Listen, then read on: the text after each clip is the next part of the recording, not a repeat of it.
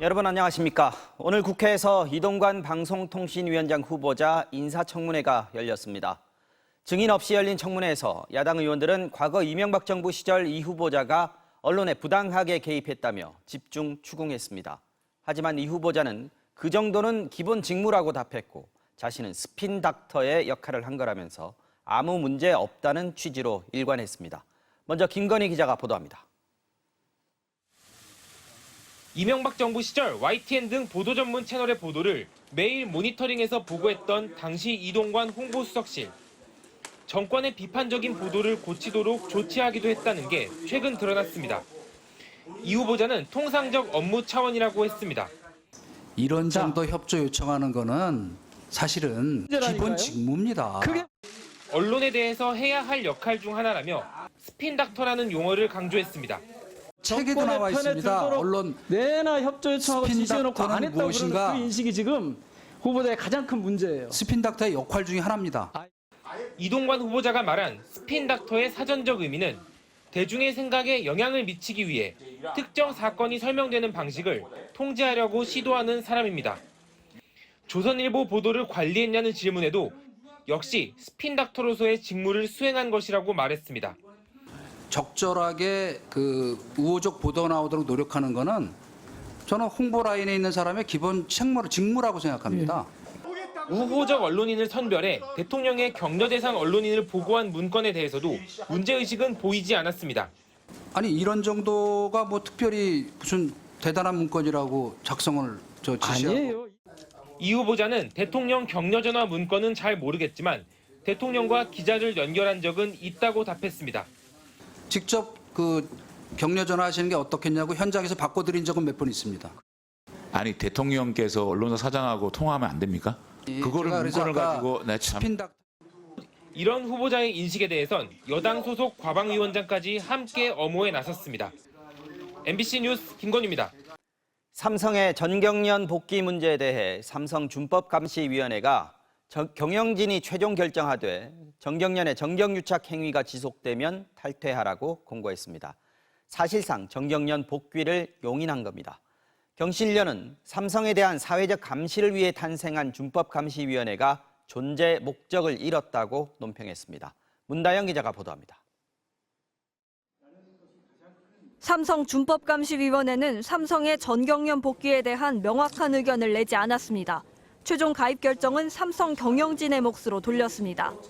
이사회와 경영진이 자유로운 의사를 결정하는데 오히려 구속이 될 것이기 때문에 이사회의 순수한 기능인 독립적으로 판단할 수 있게 하기 위해서 다만 전경련의 정경유착 행위가 지속되면 탈퇴할 것을 권고했습니다.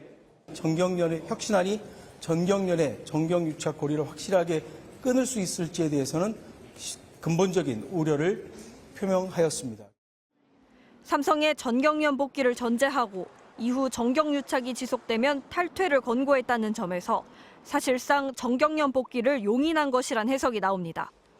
이번 삼성준법감시위원회의 결론은 내부적으로 의견이 엇갈렸지만 최종적으로는 만장일치 형태로 결정됐습니다. 준법감시위원회는 모호한 이번 결론의 배경으로 삼성 경영진의 자유로운 의사결정 권한을 강조했습니다. 하지만 그동안 삼성의 문호조 경영원칙 폐지, 사세 경영권 포기 등 삼성의 핵심 경영권에 대한 변화를 이끌었다는 점을 자신들의 성과로 표현해왔던 것과는 대조적입니다. 경제정의 실천 시민연합은 삼성그룹의 정경유착 요인을 차단해야 하는 준법감시위원회가 이번 결정으로 존재 목적을 상실했다는 성명을 발표했습니다.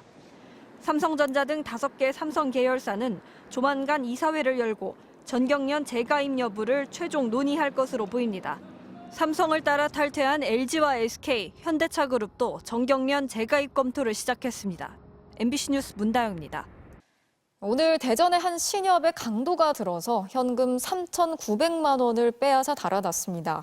경비가 비교적 소홀한 점심시간을 노린 것으로 보이는데요. 경찰은 헬멧을 쓰고 소화기를 뿌리면서 범행을 저지른 용의자를 쫓고 있습니다. 김성국 기자가 취재했습니다. 검은색 헬멧을 쓴 남성이 흰색 오토바이를 타고 상가 주변을 맴돕니다. 잠시 뒤 인도로 올라가더니 신협 방향으로 향합니다. 뒤이어 경찰차와 119 구급차가 현장에 도착합니다. 오늘 낮 12시쯤 대전 서구의 한 신협 지점에 강도가 들이닥쳤습니다. 헬멧을 쓴 남성은 은행 직원에게 소화기 분말을 뿌리는 등 위협을 가한 뒤 현금 3,900여만 원을 빼앗아 달아난 것으로 확인됐습니다.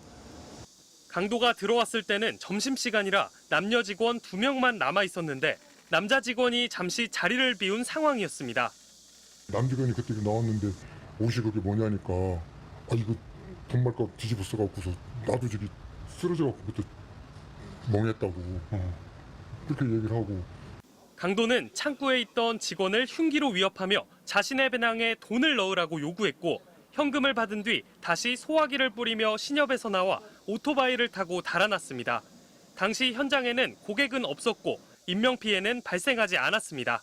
여기 은행 직원이 규모에 비해서 작다 보니까 다른 데에 비해서는 2명밖에 없는 거야. 아는 사람이 방문했을 거라고 그냥 생각은 하거든요. 한 번이라도 방문을 해봤거든요.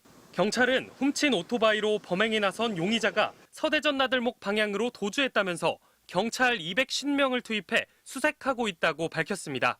MBC 뉴스 김성국입니다. 잠시 뒤 미국 대통령 별장인 캠프 데이비드에서 한미일 정상회의가 열립니다. 세 나라가 공동의 위협에 대해 적시에 공조한다는 내용의 문건을 채택하기로 했는데 이 같은 안보 협력 강화에 주변국 반발도 예상됩니다.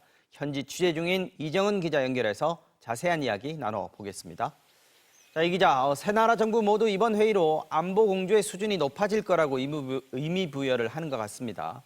캠프 데이비드에서 회의를 한다는 점도 무게감을 더하는 것 같고요. 네, 제가 지금 나와 있는 곳이 경호구역 바로 바깥인 캠프 데이비드 입구입니다. 조 바이든 미국 대통령이 외국 정상들을 초대한 건 이번이 처음인데요. 잠시 뒤 윤석열 대통령이 이곳 캠프 데이비드로 오면 바이든 대통령의 영접을 받고 한미 정상회담부터 먼저 할 예정입니다. 이후에 한미일 정상회의와 오찬이 이어지고 한일 정상회담, 공동 기자회견까지 모든 일정이 캠프 데이비드 안에서 이루어집니다.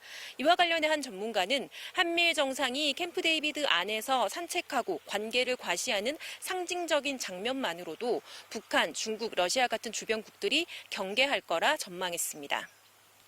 네, 아직 회의가 시작하기 전인데 결과 문서가 이미 여러 건 완성됐다는 거 아닙니까? 특히 3국 공동의 위협에 즉각 공조하는 방안을 담은 문건이 따로 채택이 된다는데 준동맹 수준으로 가는 거 아니냐 이런 관측도 나오네요. 네, 대통령실은 한미일 정상이 3자 협의에 대한 공약이라는 제목의 문건을 채택한다고 밝혔습니다. 길이는 짧다고 했는데 내용은 꽤 확장성이 있어 보입니다. 설명 들어보시죠. 이는 영내외 공동 위협과 도전에 대해서 각국이 긴밀히 소통하면서 적시에 효과적인 대응책을 마련할 수 있게 해줄 것입니다. 일각에서는 군사적 위협이 발생하면 세 나라가 자동으로 개입을 하는, 그러니까 준동맹 수준으로 안보 협력을 강화하는 것 아니냐는 관측도 나옵니다. 하지만 대통령실은 문건에 듀티, 그러니까 의무라는 단어는 없다고 강조했습니다. 하지만 위협을 북핵과 같이 특정 영역에 한정한 게 아니기 때문에 구체화해 나가는 과정에서 확장될 여지도 있어 보입니다. 한미일의 밀착에 북중러의 반발도 예상되는데요. 중국 정부는 아시아 태평양 지역의 긴장을 높일 것이다. 진영 대결과 군사 집단을 아태 지역에 끌어들이려는 시도는 인심을 얻지 못할 것이라면서 미리 날선 반응을 내놓았습니다. 지금까지 캠프 데이비드에서 MBC 뉴스 이정은입니다.